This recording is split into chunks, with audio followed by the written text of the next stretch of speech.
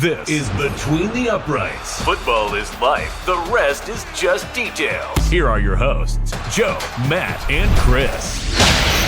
The draft is in the books. All the signings are done. We've seen how it went rounds 1 through 7, and we are here to give you our grades for the NFC conference, baby. And we're going to start alphabetically, top to bottom, and tell you what we liked, what we didn't like, and what was just purely head-scratching, and how this has all worked out for these teams in the NFC. Let's transition over to these Minnesota Vikings, Joe. First round, they go Donovan Jackson, the offensive guard from Ohio State. And again, this is a really, really solid pick. I thought he could have been there maybe early in the second round, maybe a slight reach from the Vikings, but it's something that they needed.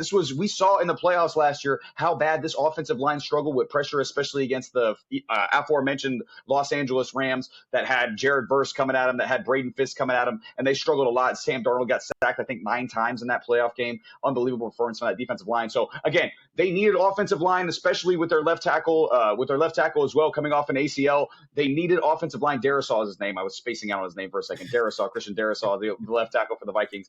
So they needed offensive line. Donovan Jackson is going to come in, help with that right away. Taj Felton as well in the third round, receiver that a lot of people like. Again, really solid 40 time, 4.37 40 from Taj Felton out of Maryland. So he's a burner, 6'1", a lot of talent coming out of the University of Maryland. They got him in the third round as well. And then you go to the fifth round. They get Terrion Ingram Dawkins, who's a really nice pick as well. Someone who a lot of people thought could go third or fourth round, the edge rusher there from Georgia as well. So, and then you get Kobe King, the linebacker as well. You get Kobe King, the linebacker from Penn State, who's a really solid pick for the Minnesota Vikings as well. So overall for the Vikings, again, you didn't have many picks. You traded away a lot of your picks if you're Minnesota because you're trying to win now. But I thought there were some solid players in there. I'll give them a B-, maybe a C+ for the Minnesota Vikings. A solid draft. They addressed some of their needs, but nothing too special. What do you think about the Vikings here, Joe? Once again, they didn't have a lot of picks, but yeah, I like Ty Felton. I felt they needed one more wide receiver to join Jordan Addison and Jay Jetta's there. Ty Felton can be that number 3. I feel like he's another very good wide receiver. They got him at a pretty decent value. Kobe King at 201 out of Penn State is probably my favorite pick of their draft. I really like Kobe King. I really like that. Donovan Jackson, like I said, they needed the guard. They went and got a guard. Once again, I feel like Gray Zabel. I keep saying his name, but he should have been the first guard off the board, and it kind of feels like some people didn't value him quite as well. But just Gray Zabel in general. We'll get to him when we get to the team that picked him. But I do like the Minnesota Vikings. But I think your grade's accurate. But we're going to transition. And I'm going to talk about the New Orleans Saints because I have a dear friend of mine who isn't a New Orleans Saints fan. And I was talking to him today and he said, what did you think of the New Orleans Saints draft? And I said, it didn't make sense to me. And it didn't make sense to me because all of your offseason moves were win now moves. You re-signed veterans. You got them to contracts. You got them guys. These are guys that are win now move guys to a win now ready roster. And then instead of, you don't go and get Jackson Dart or anything like that. You get Tyler Shough in the second round, which is insane because I don't think anyone saw Tyler Shough. I mean, I know that there were rumors he could go as early as, 9th or, to the Saints, or he could drop all the way to the 5th round. He was all over people's boards because of his size and his intangibles. But Tyler Shough? Really? I don't understand it because now your quarterbacks are, we don't know when Derek Carr is playing. So your quarterbacks are Spencer Rattler, who I like, but I think he needs a lot of development. Tyler Shough, who I like, but needs a lot of development. And there's a video rolling around right now of him rolling out the pocket about to get sacked. And he just hucks the ball down the field like crazy. And then you didn't really do anything to help any of these quarterbacks. Like you didn't pick an offensive player, skill player until round 6 with Devin Neal, who I like, but he's not, RJ Harvey out of UCF. He's not, Blue out of Texas or any of these other multifaceted backs. I would have rather have liked you at 40 to pick Travion Henderson, right? To pair with Alvin Kamara, because at least now you have 2 prolific runners who can also pass protect and catch the ball out of the backfield, right? And you just run 2 back sets, major outlets for him. Molokai Mataveo out of UCLA in the 7th round at 248 tight end. him and Devin Neal, those are your offensive skill positions. It doesn't make sense. They got a B-. I'm going to go down to a C-. I'm dropping them a full letter grade. It felt like it was disconnected, and C- to me feels generous. And the Saints fans aren't going to like this part of the video, but the real fans, I feel like, are looking at this the same way. As like, what are we doing? We're always over the salary cap. We've re-signed players that don't help us win now, or that are win now guys, and then our quarterback's not a win now quarterback. We don't have, our quarterback room is barren. Our skill position players really aren't great. I mean, if you were to compare the Saints offense, I mean, when you go for like points for last year, the Saints are the 8th fewest points for in. What did you do? You didn't do anything to fix that problem. So it just feels disconnected. And I know I'm not going to spend too much more time on it. I'm going with a C-.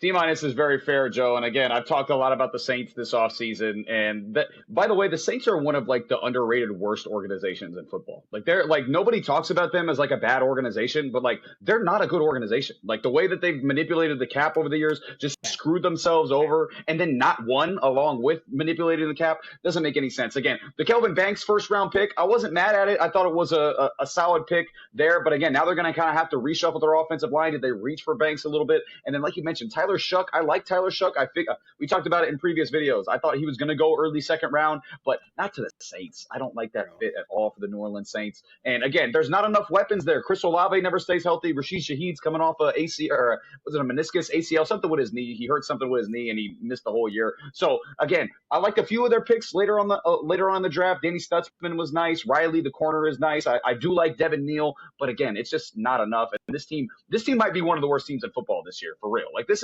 is going to be a 4 or 5 win team, and they're going to be in the Arch Manning sweepstakes as well. So I think, C-, maybe a D+ for the New Orleans Saints. Not a good draft in New Orleans this year. But listen, a draft that a lot of people like, Joe, the New York Giants. The New York Giants, and we got to talk some New York Giants. First of all, okay, we were both a little bit critical of their first pick, Abdul Carter, the edge rusher from Penn State. And listen, again, you're getting Abdul Carter, okay? Abdul Carter is one of the best players in the draft. Both me and Joe think he's one of the best players in the draft. However, you already had 2 really, really good edge rushers in Brian Burns and Kayvon Thibodeau on the edge. So again, you're kind of adding to a luxury with a team that needs a whole hell of a lot more than just another edge rusher with that 3rd overall pick. So again, we like Abdul Carter. That edge rush is going to be deadly now. I think the Eagles saw what the Giants saw what the Eagles did in the Super Bowl and said, hey, let's do that. Let's just get after the pass rusher and make their lives a living hell. And that's what's going to happen for the New York Giants next year. And I think that's something they have to be excited about. Now, they trade up into the first round, Joe, and get Jackson Dart,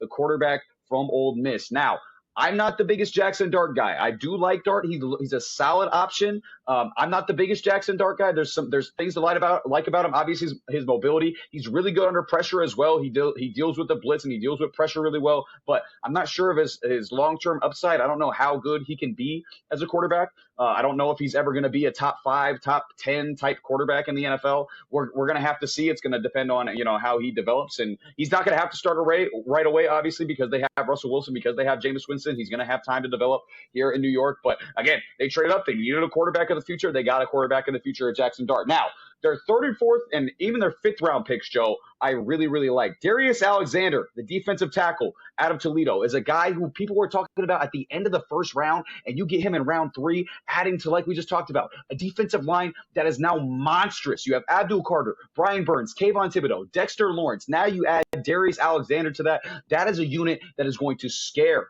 teams in the NFL. And they didn't have a single unit like that for New York last year that was going to scare anyone. And now they have an extremely scary unit as far as their defensive line goes in New York. And then again, you have Tyrone Tracy in your backfield, who's kind of a skinnier pass-catching back. You add a big bruising back in Cam Scatteraboo in the 4th round to kind of supplement that Tyrone Tracy add as well. So again, now you have a really good defensive line, and now in my opinion, you have a really good backfield duo as well in New York. And those are 2 things that you can look at and be like, man, the Giants fans have reason to be excited about those 2 things. And then as well, they add Marcus Bowe from Purdue as well, who's a guy who a lot of people saw could go 3rd, 4th round. You get him in the 5th round, you're going to play him on the interior offensive line that needs a lot of help for the New York Giants. That's a really, really good pick as well. So, and then a couple of other picks towards the end of the draft. A lot of people like Corey Black out of Oklahoma State as well. towards the end of the draft too. But again, those first 5 picks, again, if you're a Giants fan, like you got to be really, really excited about this draft because they addressed all of their needs and they beefed up that defensive line to a point where it might be one of the best in the NFL now. And that's, again, something that Giants fans couldn't have said about any unit they had on their team last year. So again, I would have went with Shedeur Sanders over Jackson Dart. I like Shedeur Sanders as a player better than Jackson Dart. Again, he's got some off-field drama and he's got some kind of, some cocky issues that a lot of people like to talk about. But I think this is an A- either way for the New York Giants. A really, really good draft for the New York Giants, Joe. Absolutely. Just great draft. And we're going to stay in the NFC East, and we're going to talk about the Philadelphia Eagles, the reigning champ Philadelphia Eagles. And what do you do when you lose a bunch of your defense from a Super Bowl winning team and some of your key players to major contracts? You go and draft their replacements, and they get Jihad Campbell to pair in the middle of that offense, who is by far the best pure linebacker in this draft. You cannot complain. He's a bruising back, prototypical middle linebacker, old school guy. Really like him, but he also has the athleticism to cover a lot of ground. Then you go and you're like, okay, I know we developed a lot of our safety guys. We're gonna go get Makuba out of Texas. Boom. Ty Robinson. Guess what? You're going into our defensive tackle rotation. And then they just kept doing it, man. They just kept going. They get 2 late tackles. They get a center out of Boston College and Drew Kendall. And Kyle McCord, who sneakily, if you guys don't know who Kyle McCord is, go look at Syracuse, their offense. Now, his interceptions did go up at Syracuse. He was asked to pass a lot more at Syracuse. Syracuse last year, 4 of the top 5 leading receiving threats in the ACC came from Syracuse. And this guy was throwing the football to him, okay? And Oronde Gadsden, I believe, was the highest drafted one of them, okay? So that tells you everything you know about Kyle McCord. He is a good developmental quarterback who could be a trade chip depending on how he plays in spot start duty. He is mobile, he is tough, he throws well under pressure, and he's got a good arm, and he can layer the ball down the field. I think Kyle McCord is probably the steal of the Eagles draft right now just because of how sneaky good he was and how not a single soul was talking about him. So they got an A-. I think they did everything they possibly needed to, and I'm going to give them up to an A. Imagine that. You win the Super Bowl and still get an A in the draft. Dear God, the Eagles are here to stay. It's what the Eagles do, man. And again, you talked about it. Like, you look at they had 10 picks, 6 of them are defense, 3 of them are offensive line, and Kyle McCord. That's what a champion does. They reload the defense that they just lost. They beef up the offensive line that's already great, but needs some depth. And you get someone like Cameron Williams as well in the 6th round to play tackle for you. That's a hell of a pick if you're the Philadelphia Eagles. And again, you get 6 defensive players, 3 O-line, Kyle McCord. What a draft for the Philadelphia Eagles. And it seems like they do it every year. God damn, Howie Roseman, do your thing. Every year. But listen, man, Joe, we're going to transition to maybe one of my favorite drafts. I'm not going to say my single favorite, but one of my favorite drafts in the NFL this year, coming from the NFC West. It's the Seattle Seahawks. And right away, they started off by drafting maybe my favorite player in the draft, Gray Zabel. He's been someone, basically, since we've been talking about draft, like I've been talking about Gray Zabel. And it's someone who I thought at the beginning of the draft process was maybe a 2nd, 3rd round pick. People love him so much that 18 was even maybe a little bit low for Gray Zabel. He could have gone as high as 12, I think, to the Dallas Cowboys. Super versatile offensive lineman, tough, hard-nosed, gritty. He played every single tackle or every single position on the offensive line, left tackle, right tackle, guard, position, center, whatever you want him to do. He played it all in college. He's going to be a really, really good interior player in the NFL. And then, too, if you need him to slide over at tackle in a pinch, you can do that with Gray Zabel as well. So, home run pick for an offensive line that was one of the worst offensive lines in the NFL last year for the Seattle Seahawks. And then, again, another one of my favorites. I think the Seahawks were just like watching my videos and like, man, let's make him happy, because Nick Manwari in the 2nd round, literally the reincarnation of Cam Chancellor. He's a combination of 2 famous Seahawks. He has the same exact build as DK Metcalf. Like, he's 6'4", 225, runs a 4.3 40, and he's plays like Cam Chancellor as far as defensive back goes. Seahawks fans are excited with that player because those are 2 of Seahawks fans' probably favorite players ever as far as those guys go. And Nick Manwari is going to bring some fire, some tenacity to that defense. And then in the 3rd round, they get a tight end who a lot of people saw at the end of this, maybe at the beginning of the 2nd, to the second. They get him in the third round. It's Elijah Arroyo, the tight end out of Miami, who people think have really high upside. They need another tight end in Seattle with Noah Fant not really living up to expectations. So again, you get Elijah Arroyo as a weapon for potentially Jalen Milroe, the third round quarterback who, again, he doesn't have to start. You've got Sam Darnold. You've got Drew Lock, who's a really, really solid backup. But Jalen Milroe can add a dynamic to that defense, even if it's just coming on the field for 5 snaps a game, where you got to worry about Jalen Milroe potentially doing some trickery, potentially run the football. And again, he's got a really, really nice deep ball, especially as a developmental prospect. Maybe Sam Darnold doesn't work out this year. You can get off of his money pretty easily for next year. You have a developmental prospect in Jalen Milroe that you can go to very, very easily for the Seattle Seahawks. You also get a guy like Torrey Horton in the 5th round, who a lot of people had as a 3rd round projection. So again, that's another really nice pick. And then you get a guy like Damian Martinez in that running back room in the 7th round, who again, a lot of people had as 3rd, 4th, 5th round projected running back. You get him in the 7th round. Maybe that makes Kenneth Walker or Zach Charbonnet expendable as well. You kind of have a running back logjam there in Seattle. But again, really, really good value from the Seattle Seahawks with pretty much every pick that they had in this 2025 NFL draft. This is an A, bar none, might be an A+ for the Seattle Seahawks. They addressed pretty much every single thing that they needed, and they knocked it out as far as value goes. So really, really good job from John Schneider and the Seattle Seahawks in this year's draft, Joe. Yeah, absolutely. And so we're going to stay in the NFC West, and we're going to talk about the San Francisco 49ers. And they had a lot of departures as well, similar to the Eagles. And I feel like this team is really they regressed a little bit on offense, a lot of discontent in the wide receiver room, a lot of discontent on the team. What was really going to happen? Was quarterback getting re-signed? All of these different things and more. And so what do they do when they lose their pass rushers? So they go out and get Michael Williams out of Georgia. No big deal. Number 11. Now we'll just replace him with this guy. And hell of a replacement. And then they follow that up with Alfred Collins out of Texas to plug him right next to him. Nick Martin and Upton Stout. CJ West out of Indiana, who I think is a great, great steal at 113 in the 4th round. And, if that's all they did, I don't feel bad. They still have good wide receivers. They still have, everything there that you could possibly want in the running back field. They got a couple wide receivers, got a couple offensive linemen. They got Curtis Rourke to develop Curtis Rourke. Mac Jones signs as a free agent there. He's there now. So they have competition for Brock Purdy. I like everything they did. But at the same time, it feels similar to some of the other drafts from like, what did you really do? And they got a B+. I'm going to kick them down to a B. I think that B- range is more what the San Francisco 49ers did for me. And, but once again, this offense is so good under Shanahan that you really can do whatever you want because he can just plug and play people in. He seems to find gyms all the time. And I think that they're going to go right back up. But all of the players they're plugging in this defense early on rounds 2 through 4 are just absolute steals to my mind. And they're going to do exactly what you want them to do. Man, the San Francisco 49ers love their defensive linemen. It seems like they're always picking defensive linemen, no matter what draft it is, no matter how many defensive linemen they have. They always pick defensive linemen. Yeah, they are, and they develop them really well, and it works well with they play good complementary football with their good defensive line and with Shanahan's offensive system. So, again, pretty solid draft there for the San Francisco 49ers, but I'm going to transition to the Tampa Bay Buccaneers, Joe, and they surprised a lot of people with their first-round pick. They go Emeka Egbuka, Ohio State wide receiver at 19th overall, and it makes me a little bit concerned, Joe, for their wide receiver core because Evans is getting a little bit older, Godwin coming off that injury last year, that season-ending ankle injury, and then Jalen McMillan, who they picked out of Washington last year in the 3rd round. Are they concerned about how he's developing?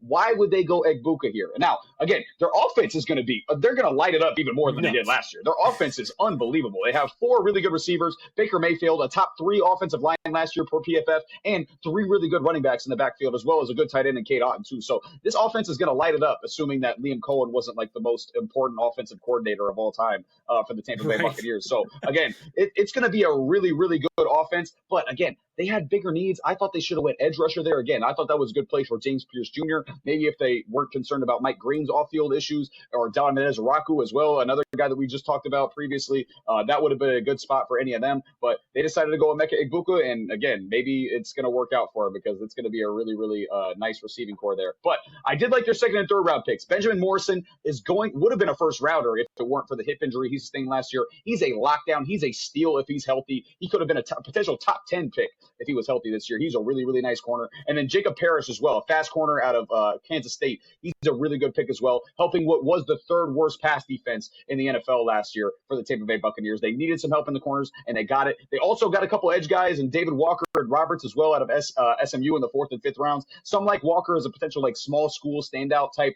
player who has a lot higher potential than a lot of people think. But saw him I at would the have liked Senior them Bowl, man. Saw him at the Senior Bowl, and everyone sitting around me goes, dude, who's in the purple bear helmet? I'm like, who is in the purple bear helmet? So I look it up and I go, where is Central Arkansas and who is David Walker? And then you watch him dominate one of the highest collegiate talent events you can ever imagine. And it's like, can he actually do it from a D2 school? Is he going to? He absolutely handled his business at the Senior Bowl. And at 121, absolute steal. Absolute. And he not only did he handle his business in D2, he led his conference for 3 years in sacks, tackles, and tackles for loss. Just FYI. The production's there, and like you mentioned, he showed it at the Senior Bowl. So again, that could be a potential steal for them in the 4th round. I would have liked them to get maybe a higher talent guy earlier in the draft as far as an edge goes, just because they struggled so much from the edge last year. But again, I think they're planning on, Hassan Reddick in the offseason was their big edge guy signing. They pair him with David Walker. I think that could potentially be a good solution there for the Tampa Bay Buccaneers. And then you get Tez Johnson as well in the 7th round, who he's got great tape. He had great stats at Oregon, and he had the best separation rate in college football the last 2 years, 93% separation rate per PFF, but he's super small. He weighs 154 pounds, the smallest player ever from the combine, and he ran a 4.540, which is pretty slow considering his very small frame. So again, he's going to fit into a really deep wide receiver core that he could potentially find his way through if there's some injuries, and you might get a potential 7th round steal with Tez Johnson. They also had notable undrafted free agents, Desmond Watson, who I just talked about, the smallest player ever in Tez Johnson. Desmond Watson, 464-pound nose tackle out of Florida, okay? Maybe the biggest NFL player we've ever seen, all right? This guy is massive, okay? He's going to fit in there with Vita Vea, and they're going to be able to be two of the guys who take down to the gorilla on the 100-men challenge, okay? That's going to be two of our representatives for the 100 guys taking down the gorilla. And then they also got Shiloh Sanders, the safety out of Colorado, who, again, very notable name, Shiloh Sanders. Maybe the game doesn't have the translation to back it up, but he's going to be on the Bucs, or we're going to see what he's got. So overall, again, ton of depth offensively, wide receiver now, much improved in your cornerback room as well. But that D-line still concerns me a little bit. I also would have liked a linebacker at some point to transition from Levante David as well, who's kind of on his last couple of years in the NFL. Maybe a little bit more offensive line depth as well. Really good in their starting group, but maybe not as much depth as you'd like for the Tampa Bay Buccaneers. Overall, I give them a B-B in that range as far as the Tampa Bay Buccaneers draft. Could have been better. Maybe a couple questionable picks in there. I don't know about Emeka Egbuka as far as what they really, really need, but if he's what everybody thinks he could be, it's going to be a really good pick. So that takes us to the final team in our Alphabet NFC review, and it is the Washington Commanders. And the Washington Commanders probably got, and I called it in my running back breakdown video. You can go watch that video if you're here for the Commanders stuff on this video. Ja'Cory Krosky-Merritt is the steal from a running back perspective in this draft. If you don't believe me, you won't see any 2024 tape from him, not because of injury, people, but because there were concerns about his true freshman year where he played 4 games and ruined his eligibility. He never actually had his eligibility removed. Arizona just didn't want to get fined, so he only played 1 game. He averaged like 8 yards a carry in that game, 100 yards and a touchdown. Didn't play the rest of the season. Went to the East-West Shrine Bowl game and was the only player to score 2 touchdowns and won offensive MVP of that game.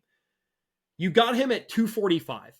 This is a great, great pairing with everyone else you have in that backfield. His only concern was he didn't get a lot of chances to catch the football because they didn't throw it a lot in New Mexico and he only played 1 game. But when targeted, he had like a 90% reception rate and like 10 yards a catch. So I don't feel like it's going to be that big of a problem. The guy is a joystick. He bounces off people, and if he's not breaking tackles, he's juking out of him, he's spinning out of them. You're going to love it. He's a home run hitter. Let's talk about the rest of the draft since we're starting at the bottom.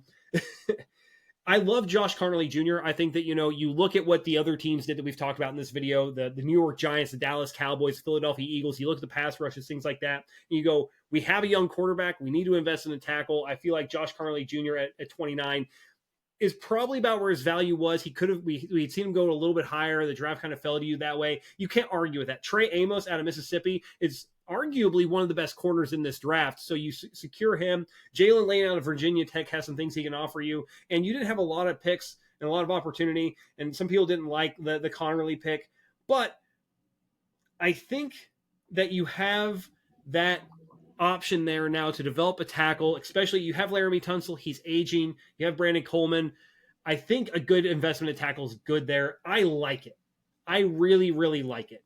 So they gave you a B. I'm going to give Washington, even though they only had 5 picks, I'm going to bump them up to an A-. I really like this draft for them. They developed, they got talent where they needed it. They got the guys they needed to help that offense. And, they did the things they needed to do in the offseason as well.